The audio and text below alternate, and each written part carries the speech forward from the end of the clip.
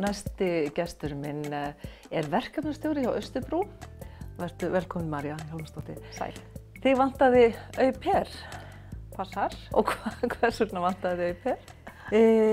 Já, maðurinn minn vinnur bæði frekar krefjandi störfum og erum talsvert mikið að heiman og einnig það að börnin mín eru hálfdönsk og pabbi þeirra er rosalega góður í íslensku og þau vita það. Þannig að ef við værum ekki með svona þetta aðhald og að þau myndu tala dönsku og annað, þannig að það var mjög mikilvægt fyrir okkur að hafa danska au pair inn á heimilinu til þess að þau myndu ná dönskunni alveg gjörsamlega og þar sem við eigum auðvitað líka fjölskyldu í Danmörku sem mér finnst mjög mikilvægt að þau geti tala við og náð djúpu sambandi við. Þannig að bara svona samhliða því að það er talsvert að gera hjá okkur og við elskum vinnun okkar bæði tvö og svo þetta með að þau alist upp það að hafa það sé lesi fyrir þau á dönsku og þau séu tali dönsku á hverjum degi og það sé svona eðlilegt fyrir okkur. Já. Þetta eru tvíburar, er það ekki? Að vera 7 ára gömul. Það er bara 7 ára í janúar. Og þið búið á Eskifirði, það ekki rétt? Jú, við búum á Eskifirði. Og hvað gerir kona þá þegar vantar au pair á heimilið? Já, ég var einmitt búin að fara svona þessar hefðbundnu leiðir í gegnum samtök og reyna að fara á au pair world sem er svona þessi helsta síða og að því ég vildi náttúrulega fá danska þá var valið nú svona, það var frekar erfitt. Síðustu 2 sem ég hef verið með, það var það bara 1 eða 2 í boði, þannig að það var ekkert mál að fá. Nei. Núna voru eiginlega bara örfáar og svöruð illa og einhvern veginn og ég var eiginlega bara farin að gefast upp sko. Þannig ég hringdi bara í manni minn, ég var búin að vera alveg í burtu í 2 vikur í Reykjavík í vinnu og það var búin að vera svona mikið í gangi og ég sé bara, Guð mig góður, hún er alveg að fara þessi sem við erum með núna og við verðum að gera eitthvað drastískt í þessu. Þannig ég spyr hvort að honum sé ekki saman það að ég seti bara auglýsingu á Facebook. Og jú, segir hann bara, jú, gerð það bara. Og ég með þess að fæ hann ekki eins og til að lesa þetta yfir eða neitt, ég bara hendi þessu loftið með nokkrum myndum, okkur og bænum og mjög svona augljósa mynda að þetta sé lítill bær og þetta sé ekki Reykjavík því við oft fengið svona fyrirspurning hvort þið væri nálægt Reykjavík. Og með smá stafsningavillum og þetta var svona bara örugglega svolítið bara persónulegt. En bað svo danska vini og fjölskyldum að deila fyrir mig. Og ég bjóst ekkert við neitt miklu og ég sagði við Jesper að manni minna, ég var að vonast þetta svona 100 deilingum. Það væri nú frábært sko.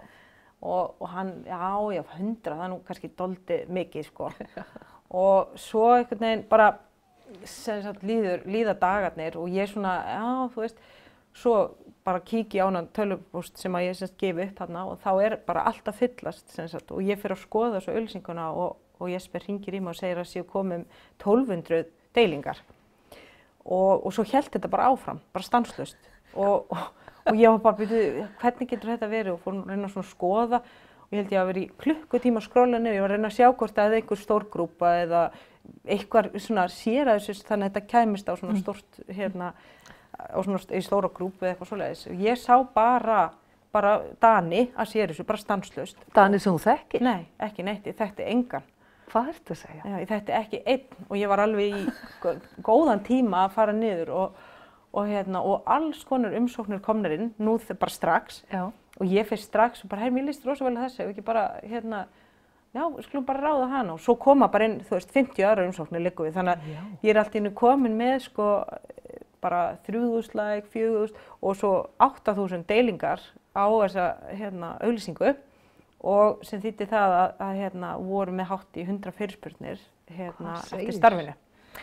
Og í millitíðinni var okkur svo boðið viðtal á manninu mínum, þau hafðu samband og vildu taka viðtal við okkur á stóri ríkis útvarpsrás í Danmörku, þar sem er með yfir 2 milljónar hlustendur og ég bara, þetta og fóruð í það viðtal? Fórum í það. Af því ykkur vantaði svo mikið? Já, það ykkur vantaði svo rosalega mikið. Nei, ég nýtti bara tækifæri að tala rosalega mikið Austurland og hvað væri frábært að vera hérna og svona reyndi að fara frá þeirri spurningu að láta fleiri sækja þannig ég reyndi bara að ræða hvernig er lífið út á landi á Íslandi miðað við Danmörku og hvað söknum við frá Danmörku. Þannig að þetta snerist kannski aðeins meira það og hvað einhver Dani frá Kaupmannahöfn sé að gera á Íslandi sem maðurinn minn er. Þannig að þetta var svona skemmtilegt viðtal bara. Og þá fyrst jukust nú Já, þá komu ennþá fleiri. Já, var það ekki? Og, jú, og nokkri skrifu og hefðu heyrt í okkur og spurði eru búin að ráða og hérna, þannig að við þurftum að nota nokkur kvöld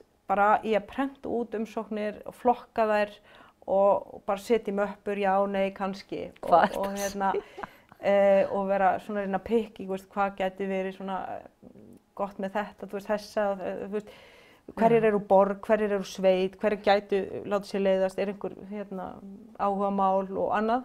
Og hérna, en það var náttúrulega þetta flæktist dálítið af því að börnin voru líka svona einhvern veginn að fylgjast með og skoða myndirnar og við viljum þessa, hún er með sítt hár sem dóttir mín og svo vildi helst náttúrulega strák sem spilaði fótbolta við hann og svona og ég sagði að stelpur var líka bara mjög góður í fótbolta og ok og þannig að þau voru líka með alls konar kröfur. Þannig að þetta bæði strákur og stelpur sem þú sækir? Þetta strákur og stelpur, já. Já, gaman að heyra. Hérna, já, það var slatti af strákum sem sóttu og hérna, og eiginlega kom mér á óvart, það voru eiginlega fleiri en ég kannski bjóst við, sko. Og hérna, og svo... Var svo fastur í þetta sé alltaf stelpur? Já, og þetta eru svona, allar eru stelpur, sko. Já. En hérna, en svo eru, sem sagt, það voru talsvert líka mikið af fólki yfir 25 ára sem sóttum og á Íslandi eru sko ákveðin lög í kringum au pair að það var mjög gott, ég gat siktað það fólk strax frá því að yfir 25 ára eru rauninni, geta ekki orðið au pair, sem sagt, bara samkvæmt lögum, eða svona vistráðning, sem sagt, það er...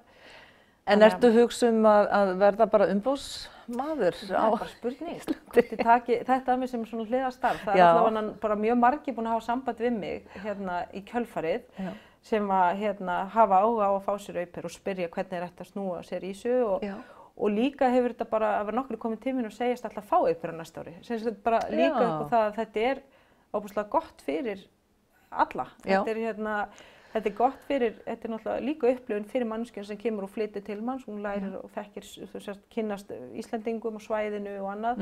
Þetta sem sagt stækkar sjóndeildarhringinn hjá allri fjölskyldunni og börnunum bara sérlega mikið líka. Klárlega. Og þau læra hana tungumál oft og svo gefur þetta manni ákveðið frelsi og möguleika á að gera eitthvað annað en að sem sagt bara fara að halda date night eða fara út að borða kvöld án þess að þurfa að vera stressast að finna einhvern að passa og svoleiðis.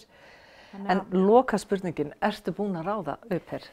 Herru, þetta er allt í ferli, nú er þetta komið niður í 2 stelpur sem að koma til greina og það er mér finnst þetta bara alveg rosalega erfitt að taka þessi ákvörðun og ennþá erfitt að þeir voru svo rosalega margir sem sóttum og svona... Heyrðu, takk fyrir þetta María og gangiði vel. Takk kærlega fyrir. Takk.